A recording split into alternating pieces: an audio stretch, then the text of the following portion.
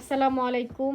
আজকে হইছে দুধ চিতই পিঠা বানাইছি। পড়ে যাবে শীতের দিনের জন্য। শীতের দুধ চিতই পিঠা। তো এত ঠান্ডা পড়ছে।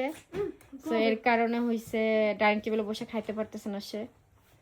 তো ড্রয়িং রুমে দিছি। এই যে দুধ চিতই পিঠাটা দেখাই দিই। ভিজা একদম। সোজা করে ধরেন ভালো। খায় দেখেন কেমন হয়েছে। এটা কিন্তু গুড়ের দুধ চিতই আর আমি একদিন সারা রাত ভিজিয়ে রাখছি তো একদম নরম হয়ে গেছে। গরম আছে রনে দেখেন। শীতের দিনে কিন্তু দুধ চিতই পিঠা অনেক মজা লাগে, পুরো সফট হয়ে গেছে। হ্যাঁ, আর নারকেল দিছি তো।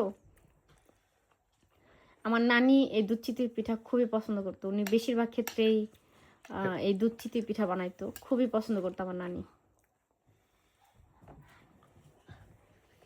যাক, আমার নানি এখন আল্লাহ এই দুনিয়ায় নাই। সবাই দোয়া করবেন ওনার জন্য, আল্লাহ যেন ওনার কবর আযাব মাফ করেন।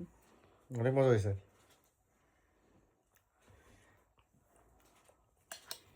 মজা। চিনি কেমন হয়েছে, মানে গুড়ের? এটা গুড় দিছো তুমি? হ্যাঁ, এটা গুড় কম দিয়ে। হয়েছে, ঠিক আছে। এটা গুড় দিয়ে তৈরি। দেখেন না গুড়ের জন্য কালার। একদম সফট পিঠাটা। মজা। অনেক মজা হয়েছে। নারকেল দিছি তো এর কারণে আরো বেশি মজা। একটা শীতের দিনে সকালবেলা একটা পিঠা খাইলেই বাস মজা লাগে, আর কিছু লাগে না নাস্তা। যাক, সবাই ভালো থাকবেন। ও তো সবগুলা খাবে না, আমরা 4 জনের জন্য 4টা নিয়েছি, সবার জন্য আমি মনে হয় 5টা পিঠা বানাইছি, বেশি বানাই নাই। যাই হোক, সবাই ভালো থাকবেন। কেমন হয়েছে? অনেক মজা হয়েছে।